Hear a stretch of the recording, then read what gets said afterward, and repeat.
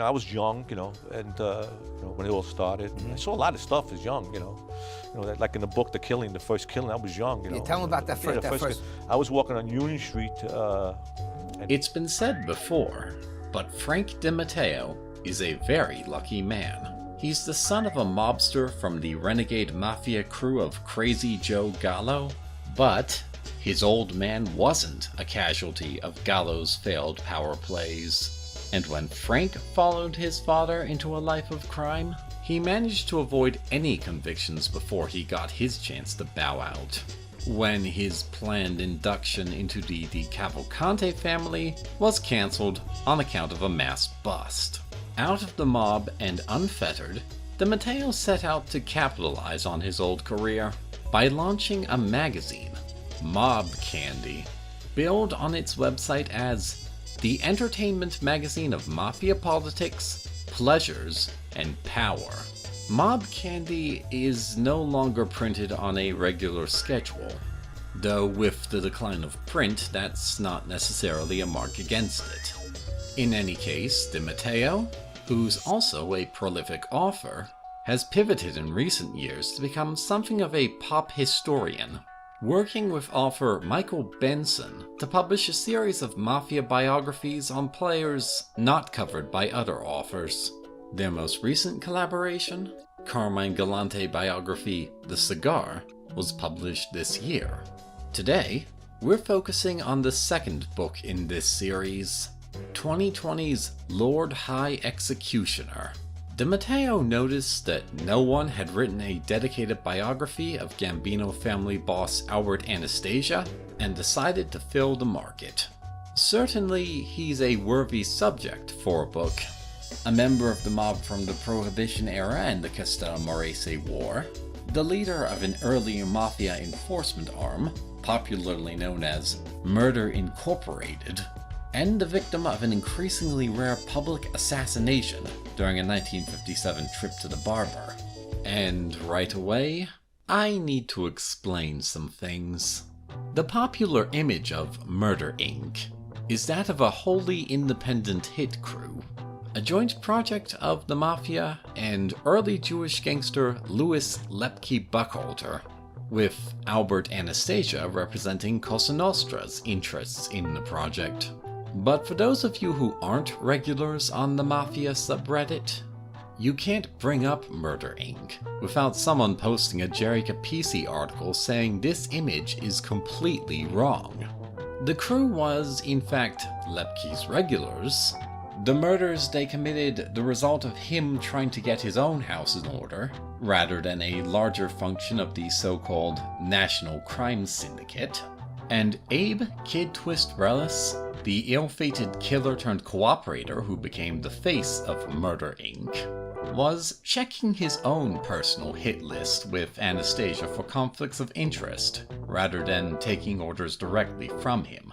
This part of mob history is not my specialty, and the book Capisi based this assessment off of is hard to come by. In any case, not only does Lord High Executioner follow the established history, but it paints Murder Inc. as following a Sicilian mafia tradition of creating semi-autonomous setes of on-call killers, with the examples DiMatteo provides producing sparse Google search results. And Anastasia isn't just portrayed as an administrator or LCN liaison to Buckhalter, but as a mentor to his underlings, personally showing how to kill without leaving a detectable wound. And unfortunately, if this particular old myth is a deal breaker for you, I'm afraid to report this is not a single case. A lot of DiMatteo's history can be considered outdated. Since Anastasia's assassination, there's been a great number of suspects named for the actual shooters. At this point, the strongest theory is probably Jerry Capisi's assertion that they were low-level mobsters from Anastasia's own family. DiMatteo, however, sticks to the traditional story, that it was the crew of Crazy Joe Gallo. And there's actually a good reason this theory has stuck around for so long. Two of the suspects DiMatteo names, Joe Gallo and future Colombo boss Carmine Persico, are on record bragging about their participation in the hit to informants. And while Persico's comments are dismissive of Gallo's claim, DiMatteo gives them both credit. Going back to the beginning of Anastasia's heyday, Lord High Executioner names him as a shooter in the Joe Masseria murder, the hit that ended the formative Castelmorese War. This is usually described as a myth stemming from the dubious Last Testament of Lucky Luciano, which, while quoted, is refreshingly absent from the book's brief bibliography, but it actually appears as early as the 1951 book Murder, Inc. by prosecutor Burton Turkis, along with another story DiMatteo included of Anastasia personally surveilling prosecutor Thomas Dewey in preparation for an aborted hit ordered by mobster Dutch Schultz.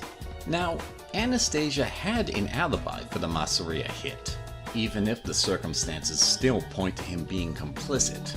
In the hours preceding the hit, he went to the office of attorney and future judge Samuel S. Leibowitz to talk to the lawyer, going so far as to have his secretary check the time of his arrival.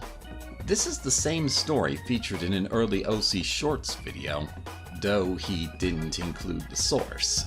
I've seen it myself in an excerpt of Fred J. Cook's The Secret Rulers, reprinted in Nicolas Cage's Mafia USA.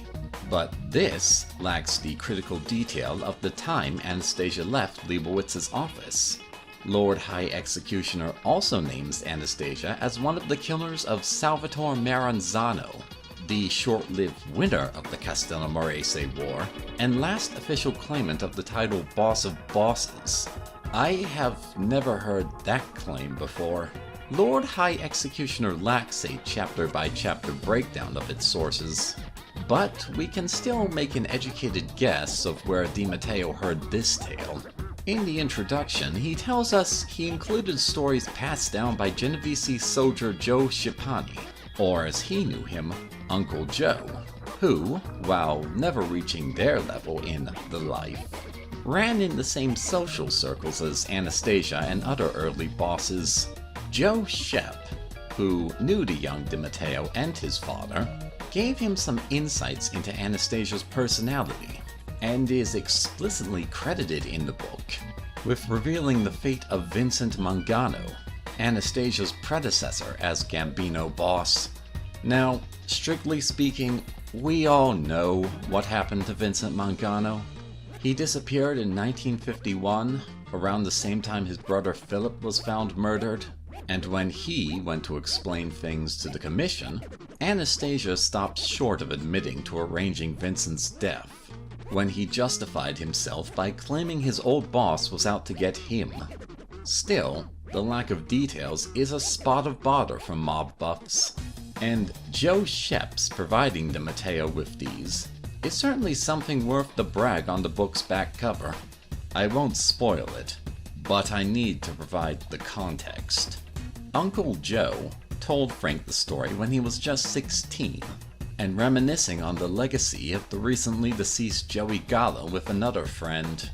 The conversation turned to a tale Uncle Joe had told Frank about Anastasia flying into a rage at seeing someone take his usual seat at a bar, and when Uncle Joe subsequently showed up, he casually decided to drop this more substantial nugget of mob lore on the two boys.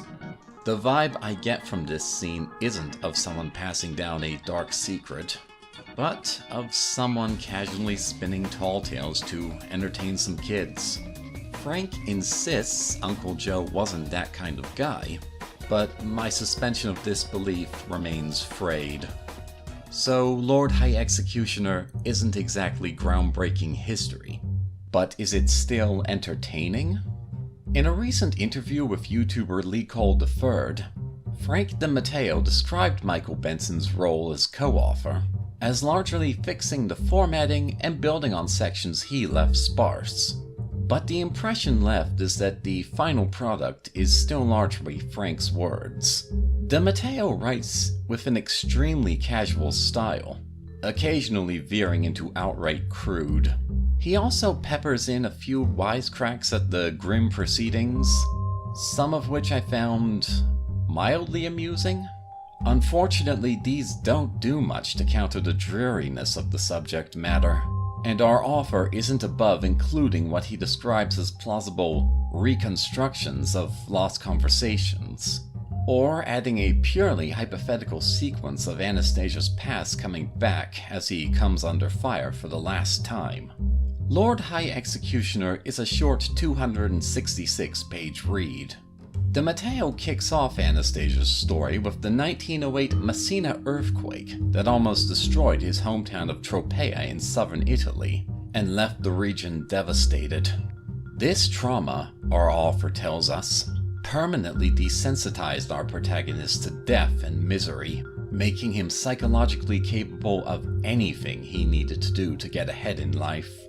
It's purely speculative, but DiMatteo and Benson's descriptions of ruin and death will make you feel ridiculous if you want to argue the point. With dismal prospects in the old country, a teenage Anastasia, enlisted in the Italian Navy in World War I, deserted while his ship was docked in New York, and spent the next 40 years carving a place for himself in American mob history.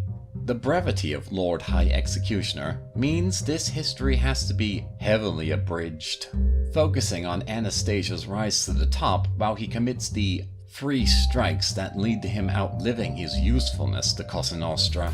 Number 1, working with the defector Kid Twist Relis. Number 2, the murder of his own boss. And number 3, his deranged decision to order the murder of tipster Arnold Schuster, who assisted in the capture of the not remotely mobbed-up bank robber Willie Sutton. And in Lord High Executioner, murders are the main milestones of Anastasia's history, at the expense of details on Cosa Nostra history and politics. This focus puts the book into the more lurid part of the larger true crime genre, though, if only due to its brevity, the descriptions don't get too graphic. If you find this sort of thing engaging, I can still only tentatively recommend the book as, again, there just isn't enough page space to give more than a brief summary on most of these hits. There's another aspect of DiMatteo's writing style that deserves attention. Since his departure from the Mafia was so painless, he tends to sympathize with his subjects and romanticize their life. And that slips into the final product on occasion. He throws some shade on the ill-fated tipster Schuster, one Joseph Rosen, forced out of the trucking business by the mob, and then killed when he was about to testify for Thomas Dewey, is smeared as a hood with no explanation of his alleged crimes. Perhaps the worst example comes when Abe Relis agrees to cooperate against his fellow gangsters, and Frank bemoans, "He took a life filled with gangster honor and respect and flushed it down the toilet. Now, on the street, he would be thought of with nothing but shame and disgust." I'm no editor, but I would not have invoked the notion of gangster honor a mere 5 pages after describing Twist's participation in the grotesque murder of wannabe gambling operator Irving Puggy Feinstein. One thing I have to give DiMatteo credit for is that he included some coverage of Anastasia's personal family besides his most famous brother, Brooklyn dock boss Tough Tony Anastasio, even if it's only a few paragraphs per person. In particular, he made me aware of the existence of his youngest brother, Father Salvatore. Imagine Louis Gigante without the baggage. Salvatore Anastasio was a priest who was genuinely horrified and mystified by the press coverage of his brother's crimes, and put out an apologetic book which inspired a 1973 comedy film. Unfortunately, this also brings me to DiMatteo's single greatest mistake, in terms of both research and storytelling. The final chapter of Lord High Executioner is an unfocused epilogue, tying up all the loose ends of his life and death. The mob's attempts to restore stability, the fact that the place of his murder is now a Starbucks, and the last days of his surviving relatives. In his summary of the final years of brother Tough Tony, however, DiMatteo neglects to mention how, as he fell from grace without Albert's backing, he became an informant, passing information to the FBI, but dying before they could make the relationship official. And this had been known as early as the publication of the Valachi papers in 1968. I don't know if DiMatteo was just somehow unaware of this, or if something convinced him this is misinformation. But this is a major twist in Albert's story as well, and I found its absence jarring. This should have been the linchpin of the final chapter. Imagine the scene DiMatteo could have written. The man they call Tough Tony, less than a year from the grave, sits in an office with his prospective FBI handlers. The memory of laying eyes on his brother's bullet-riddled body, which had left him in tears, comes flashing back as he comes to terms with Albert's legacy. I ate from the same table as Albert, and came from the same womb. But I know he killed many men, and he deserved to die. If only. Sorry I've been away for so long. This will be the first book review I've completed while employed, and the job that's subsidizing this little project of mine is kind of a trash fire. But I'm gonna keep trying. Thinking the next review will be another non-Mafia book, if it gives me enough to talk about. On the subject, go watch my American Kingpin review. I think it's still my best work so far.